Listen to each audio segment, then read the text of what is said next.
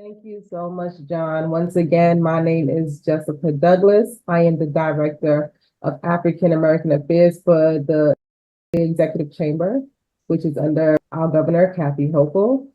So this position has been vacant for quite some time prior to me getting here. And it's been about a year since I've started. And it was a challenging year, not because of the position itself, but because of life. Unfortunately, as soon as I got the job, I got hit by a car. So it kind of delayed me a bit in terms of really taking off and doing the things that I want to do. But now I'm doing better, and now I'm trying to be more involved in getting around so people get to know me. So I've been around in government for over a decade now. I've worked for different elected officials. I've worked for non-for-profits. So I'm very well-rounded when it comes to my thinking, as well as to how to advocate for people and to also be compassionate and understanding. So my role in this position is to basically be a voice, to be a voice to the governor as to what the chamber is pushing, but also to be a voice for the people, particularly African American and Black diaspora, as to how what is happening in Albany is affecting people throughout the state. So I do not really do constituent work, but I do track trends. And if there's a population that's being affected, and just because I work with Black people does not mean I do not care about others. I will connect you and I will advocate for you as well, right? The team that I am a part of is a very strong and passionate team. So I don't want people to be like, I'm not going to engage with her because she only deal with Black people. Like, no, still engage with me. I will still help you. My heart is big and it's for everybody. It's just that the title is African American Affairs. So it's to be your voice to take back to Albany, because sometimes I like to say that most people like to do things with the best intentions, but they see things from only their experiences and their point of views. And it's a bias that everybody has. But I try to be as open as possible. And sometimes I will challenge your thinking just so I know how to advocate it back. And if I don't agree with you, I'll be like straight up, I don't agree with you. But just because I don't agree with you doesn't mean that I will not take that back to Albany. I challenge you because I want to understand your experience. And I want to see how I could best take your stories to the people that needs to hear it the most. And sometimes I'll bring you in the room with me. There's space for all of us. And sometimes it requires to be creative. I always say that government doesn't come with a handbook, and how successful you are is based on how creative you are to get things done. And I have a great track record of being creative. I have a great track record of listening to other people and to bounce things back and forth. And sometimes it's just a no. There's nothing I could do about it. But one thing about me is, although I work for the government, I feel like I'm one of very few people that does more work after the clock is done, right? I'm a member of the NAACP. I was in leadership. I just stepped down. I'm a member of sorority because I realize that government does not have the answer to everything. And sometimes I have to put on a different hat to get stuff done to make our city and our state greater. So I'm a great thought partner if you ever want to run something past me. And if I am able to help and assist, I am able to help and assist. If I'm not, I always try not to leave people right where they are. I work with them on ideas on how they can move forward without me. And if they want to come back to me, which people tend to do, come back to me and then we can figure out some more things. So that's all I have to say for this moment in time. I also have a newsletter that I am building out and trying to be more engaged to let people know what's going on in the state. And many people look at it and then they ask, oh, how can I get plugged into here? And I will try my best to plug. And it also has like job opportunities, scholarship opportunities, and just things that we are doing. So I encourage you guys, once I drop it in the chat, to sign up and communicate with me more. And I will also leave my information if you want to do one-on-one meetings or if you want to do check-ins. I'm 100% open to that. And I see Alex has his hand up. I was like, man, I got to get to this email. Anytime I'm ready to start, I get pulled into something. So I see your email. No, you know what? Jessica, you already addressed something because I noticed under your signature you had a link that allows anybody to block off a block of time with you. So would you share that with us? Almost certainly, I will definitely do that. It's in like almost every email that I send. So sign up for my email. I'm gonna let them sign up for my email list to get access to that block because I need people to sign up for my email list. I'll try to find some way of forwarding you some time on our newsletters, links and so forth. I'm happy to do that. I want to do that for Dina too. She gives us a lot of housing information. And how come you don't have a handbook at this time? Could you give us an example of say, how you progress something someone had come to you? I like to hear someone else's story of success. Yeah, I gotta think that one. If I can't think of anything now, I will write something, I will send it to you and you can forward it. But I really have to think that one through. Okay, no worries. And I saw Marquise had his hand up. Yes, thank you. You asked my question, John, and if I'm in, and I do recognize you said you're adjusting to the role, but I am curious to at least know sort of some of the areas that you plan to focus on, or if you're even at that stage. And then there is, I always remember through 7 Acres and a Mule. Was it a reparations committee that was formed? Are you planning any role in or informing any of that process?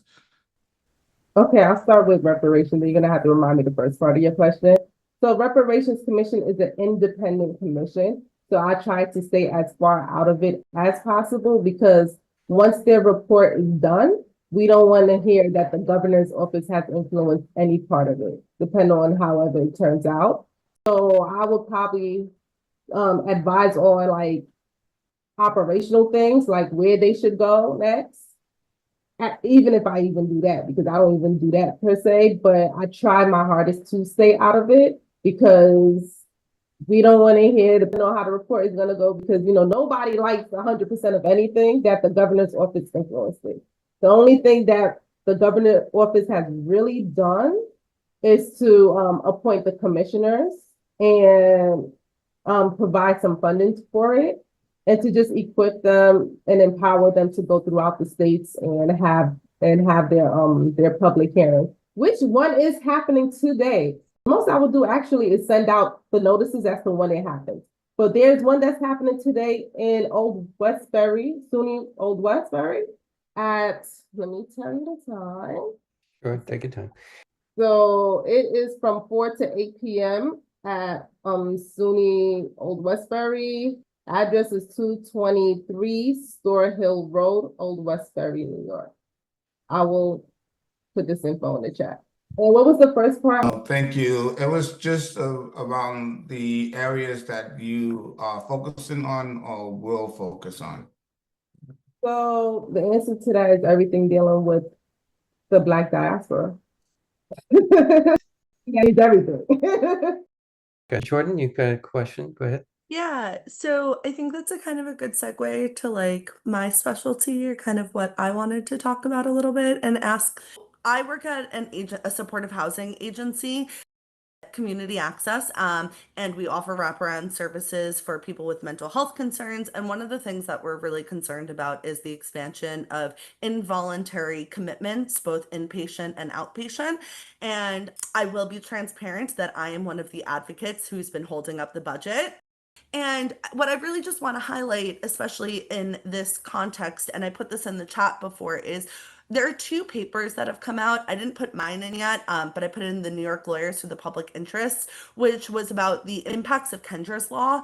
And one of the things that we found is that there's actually a disproportionate impact on people of color and specifically housed people of color. Very often when we think about involuntary removals in this discussion, the conversation tends to, and also what connects to this group is, Times Square, individuals who are unhoused may have mental health issues. And what I always say is that, what may seem like a crisis for a lot of us is someone just living their life and surviving. And there's that kind of difference of also recognizing what an actual crisis looks like when every day of your life is a crisis. So to just kind of, put this forward, I guess what I'd love to hear from you is like, what are ways that we can support your office also, or you to kind of potentially push back on the governor or have conversations about like the importance of really investing in a continuum of care that doesn't only penalize people, because I think part of the issue is that there aren't enough services, right? And that there's just this cycling in and out. And even with involuntary removals or inpatient hospital stays, when people are released, they're kind of left to the same circumstances upon when they first were brought in. And if anything, they may have more trauma now, or even, if they are quote unquote stable on medication, like if you don't have a place to rest your head, like where are you going to get that medication from, right? Like I have a place to rest my head and I still am not good with my medication every day. So I know that's a lot, but I just wanted to kind of put that out there. And thank you so much for your work and your commitment. It's okay, Jordan. I love to hear from people. A lot or a little bit. I hear from them. I like to hear. So I think this needs to be an offline conversation. I remember I sent John some stuff on involuntary confinement. I think that was what I sent you, right? Early on with some stuff. And we were open, and a part of it was like we were open on taking meetings to discuss more about it. But I think you hit the nail when you said it's all about resources. So this thing looked like it's gonna happen. So we have to really be creative on bringing more resources to the people who's gonna be affected most by it, so that they don't end up in a more traumatic space. So we could meet, we could talk offline, and we could talk about what resources that needs to go where and start building a conversation on that, so that I could take that back to Albany. And if they reach back, then I come back to you and be like, this is what I'm hearing. How can we do more? I'm not saying things gonna happen 100% of the time, but I will say I will advocate. Totally. I appreciate that. Jessica, is there, after you discuss these things, maybe we can also come together as to discuss further with the principles that are behind this law, or may even have a discussion here to inform the public? Yes, it makes sense for us to continue the conversation. Okay, good. We'll put that on future agendas whenever you guys feel comfortable. Go ahead, Len. Jessica, I just wanted to recommend a book to you, actually two, and these are both on policing. One of them is entitled Policing White Supremacy, and the author's name is Mike German, and it is a book that he wrote. He was an FBI agent and went undercover for 10 years in right-wing organizations and wrote a book about his experience. And it tells a lot about policing and how policing impacts people of color and protesters. And I think it's a very good book. And the second book is called Propaganda, and it talks about how the media shapes how the public feels about criminal justice. It is a very good book, and the author's name is Alec Karakatsanis. And I can send you the link if you wish. But I think both of those books are books that you would find very, very instructive and very worthwhile reading. And frankly, it would be wonderful if the governor would take the time to read both of those books. Thank you, Len. Thank you for that. If you could send me the link too. Sure. And I'm gonna drop some links. If I forget anything, just remind me and I'll drop the link and I'll stay on for a couple of more minutes, and then I have to head out to the doctor's office. So thank you so much. Please feel free to reach out to me to discuss anything. I am here and I'm available. Thank you so much, Jessica. I really appreciate that.